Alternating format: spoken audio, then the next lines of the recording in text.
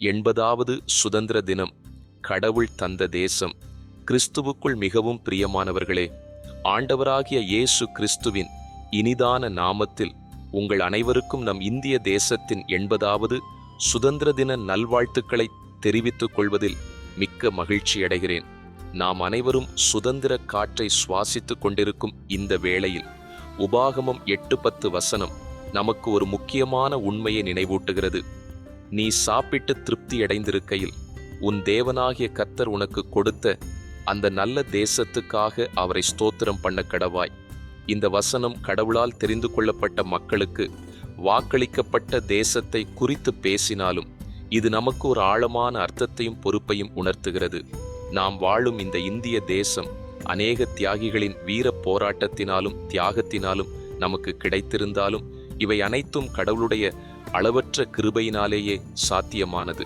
எனவே நமக்கென்று இப்படிப்பட்ட ஒரு நல்ல தேசத்தை தந்ததற்காக நாம் முதலாவது கடவுளுக்கு மனப்பூர்வமான நன்றிகளை செலுத்த கடமைப்பட்டிருக்கிறோம். ஒரு நாட்டின் பொறுப்புள்ள குடிமக்களாக இந்த தேசத்தின் மீது நமக்கு ஒரு பெரிய கடமை உண்டு. கடவுள் நமக்கு கொடுத்த இந்த மண்ணை நேசிப்பது, இதன் மேன்மைக்கும் வளர்ச்சிக்கும் உழைப்பது, சாதி மத மொழி வேறுபாடுகளை கடந்து சக மனிதர்களுடன் அன்போடும் நல்லிணக்கத்தோடும் வாழ்வது நம்முடைய பொறுப்பு. அதே வேளையில் நம் தேசத்தை சீரழிக்கும் லஞ்சம், போதை கலாச்சாரம், பாலியல் குற்றங்கள், வன்முறை மற்றும் தீவிரவாதம் போன்ற கொடிய தீமைகளிலிருந்து நம் சமுதாயமும் வாலிப தலைமுறையும் விடுவிக்கப்பட வேண்டும். இத்தகைய அநீதிகளுக்கு எதிராக நற்செயல்களின் மூலமும் இடைவிடாத ஜெபத்தின் மூலமும் போராடுவது நம் ஒவ்வொருவரின் கடமையாகும். இந்த தேசம் நமக்கு தந்திருக்கும் நல்ல வாய்ப்புகள், பாதுகாப்பு, அமைதி மற்றும் வளர்ச்சி ஆகியவற்றுக்காக நாம் தினமும் இறைவனை துதிப்போம். தேசத்தின் தலைவர்களுக்காகவும் எல்லைகளை காக்கும் இராணுவ வீரர்களுக்காகவும் அனைத்து மக்களின் நல்வாழ்வுக்காகவும் நாம் இடைவிடாமல் ஜெபிப்போம்.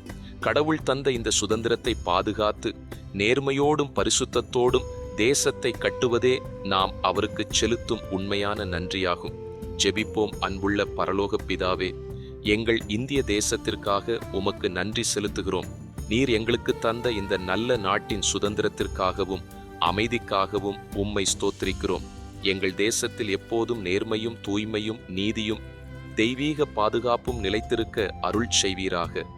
ஆண்டவரே, எங்கள் தேசத்தில் லஞ்சம், போதை, பாலியல் குற்றங்கள், வன்முறை மற்றும் தீவிரவாதம் போன்ற அனைத்து தீமைகளிலிருந்தும் விடுதலை தந்தருளும். எங்கள் வாலிப தலைமுறையை தீமைகளுக்கு விலக்கி நல்வழியில் நடத்தியருளும். பெண்கள் மற்றும் குழந்தைகளுக்கு எதிரான அநீதிகள் மறைந்து அவர்களுக்கு பூரண பாதுகாப்பை தந்தருளுமாறு உம்மிடம் கெஞ்சி மன்றாடுகிறோம். தேசமெங்கும் உம்முடைய தெய்வீக சமாதானமும் ஒற்றுமையும் நிலவச் செய்தருளும். எங்கள் தேசத்தின் தலைவர்களுக்கு நல்வழி நடத்த தேவையான தெய்வீக ஞானத்தையும் தந்தருளும். இந்த தேசத்தில் வாழும் ஒவ்வொரு குடும்பத்தையும் ஆசீர்வதியும். உம்முடைய பரிசுத்த நாமம் மகிமைப்படட்டும். இயேசு கிறிஸ்துவின் நல்ல நாமத்தில் ஜெபிக்கிறோம் பிதாவே, ஆமேன். ஆசீர்வாதம் நம்முடைய ஆண்டவராகிய இயேசு கிறிஸ்துவின் கிருபையும் பிதாவாகிய கடவுளின் அன்பும் பரிசுத்த ஆவியின் ஐக்கியமும் உங்கள் அனைவருடனும் நம் தேசத்துடனும் எப்போதும் இருப்பதாக. ஆமேன்.